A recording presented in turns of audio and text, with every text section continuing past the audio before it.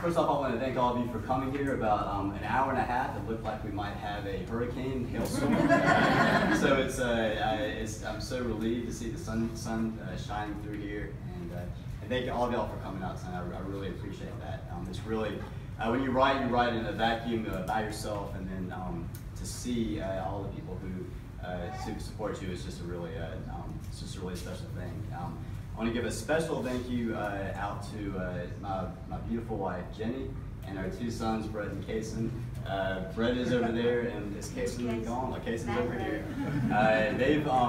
They've made a lot of sacrifices to allow me to write this book. There were a lot of days where I stayed late at work writing, weekends that Jen would take the boys so that I could write, and I couldn't have done this without them.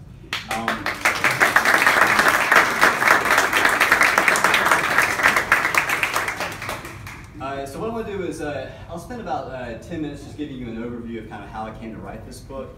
And to be honest, I'd like to step away after, I'll read an excerpt from the book as well, then I'd like to step away from the podium because there's somebody who's a lot more interesting to hear talk than me, and that is a guy by the name of Stuart Albright. And I'm going to let him come up here and talk as well. And then we'll do a brief Q&A if you have any questions about the process that we have for writing this book. We'll be happy to answer those questions. Then we will, there's copies here that you're welcome at that point if you want to grab one. I'll be over there if you want me to sign it. Then I think you can pay at the top on your way out. So I've written a couple other books, and they've all been about either football, community building. But after 14 years of teaching, I found myself getting weary with this idea of why is it that some students really succeed when they get out of high school and they go into college or in the workforce? And why is it that some students just drift into their 20s? What causes that to happen? Why is it that some students are successful while others fail? And that was something that I knew that I wanted to explore. So I thought about, okay, well, I can do a book using statistics about, pedagogy, teaching, and what makes for a successful student. I could do all that kind of stuff.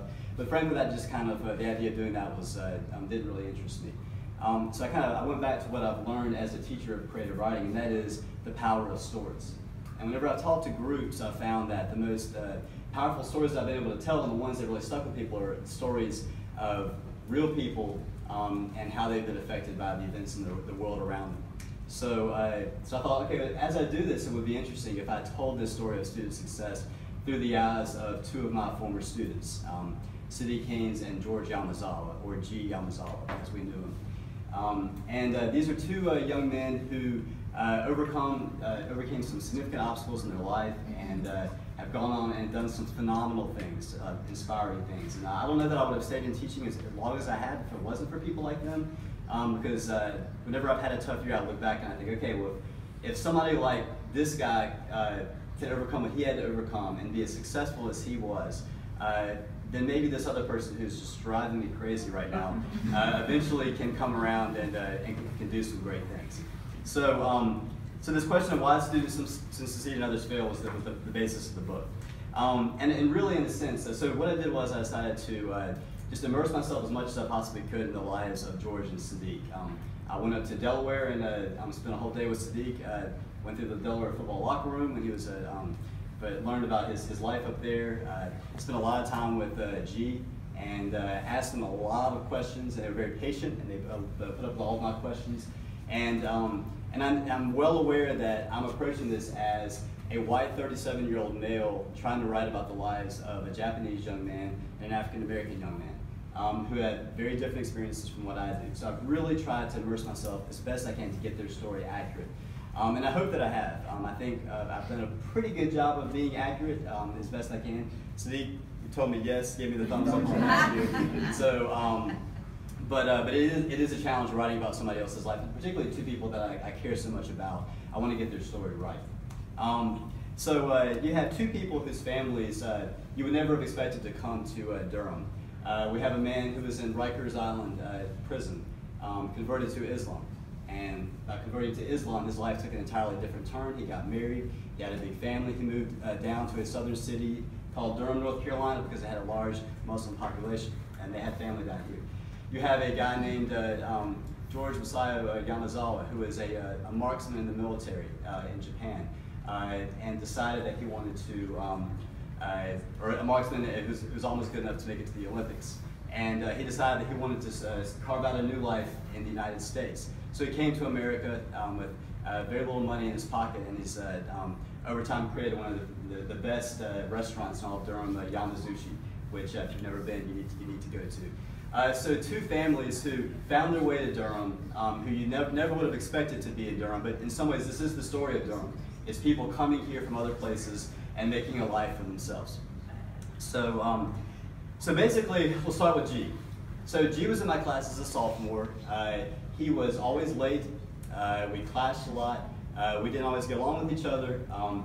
He was somebody who was a phenomenal poet. He was also very, very good at selling marijuana.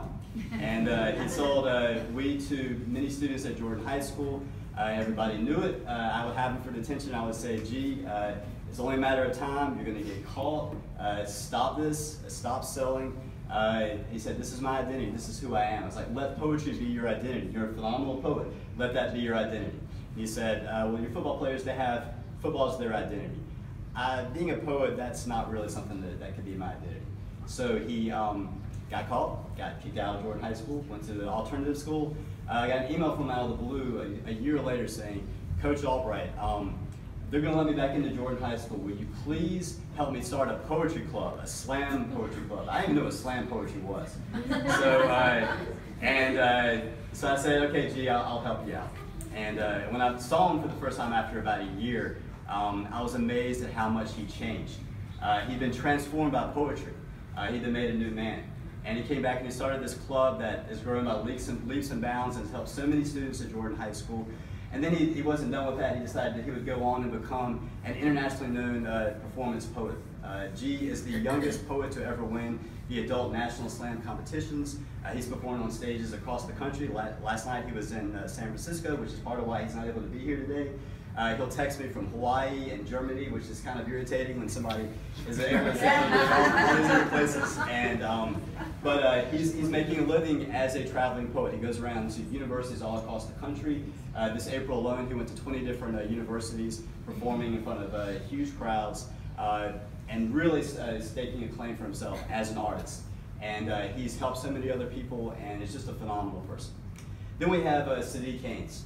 So I knew Sadiq starting his freshman year at Jordan High School when he was a roly-poly, joking guy who was always laughing, always smiling, always goofy, kind of irritating because of that, but was a great guy. So I got to know him better when he took my junior English class, he took my creative writing class as a senior. One thing I didn't know about him was that the entire time that I taught him in my English class, he was getting involved in a local gang here in Durham.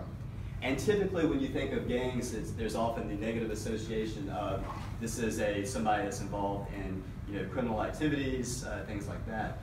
But for Sadiq, it was very much, it was a family. It was another family, just like his football team was a family. As the excerpt I'm going to read here in a minute shows, that kind of became a very serious issue. And almost had lifelong repercussions for him. Though I'll come back to that in a minute.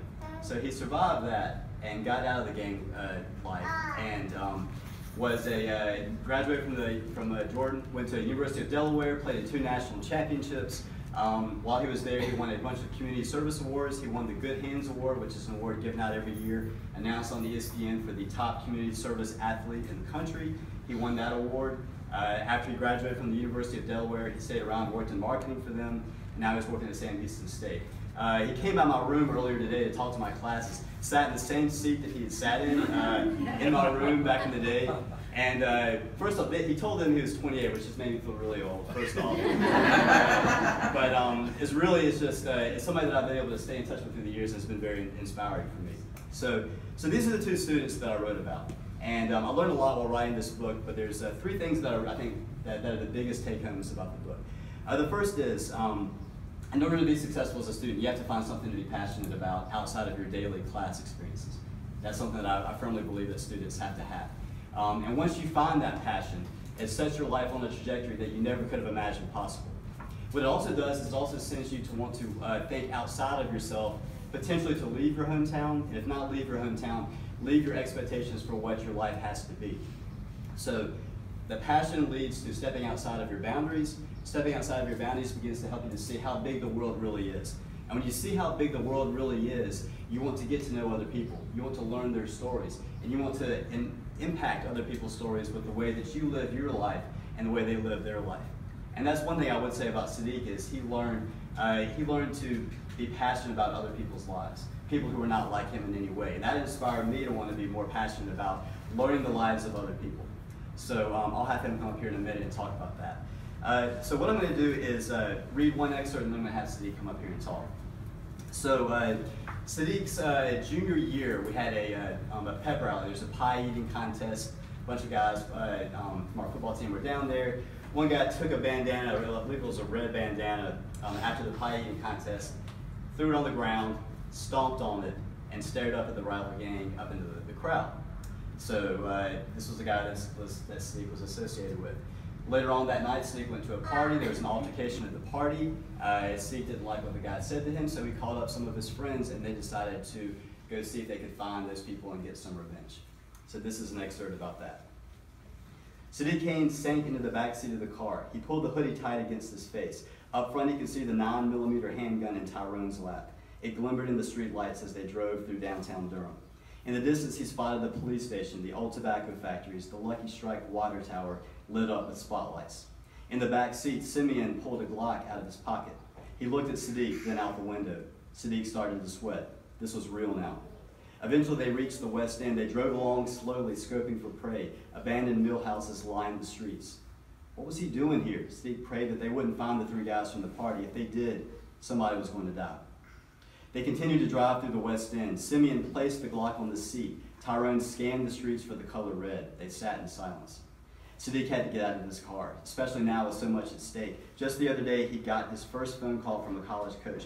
They loved his game film, and they wanted his game film. They wanted to bring him in for an official visit. Sadiq had been waiting on that call for weeks, hoping that Allah would answer his prayers and send him a golden ticket out of Durham. It's not that he hated Durham, but he could picture himself standing in place, working construction and coming home every night to a six-pack and a rundown apartment. In a flash, he would be 30 years, then 40, then 50. He could already see the years flying by. So far, every coach thought he was too short to play big-time college football. It didn't matter that he was over 300 pounds of muscle and a good student on top of that. They just sized him up like cattle in a stockyard. All he wanted was a chance to prove that he belonged. Now he finally had that chance. Sadiq thought about saying something to Simeon, but he took one look at the Glock and thought better of it. This was wrong, every bit of it. One pull of the trigger was all it would take. No more football, no more future, nothing left behind. But what was he going to do? Turn on his friends? That wasn't an option.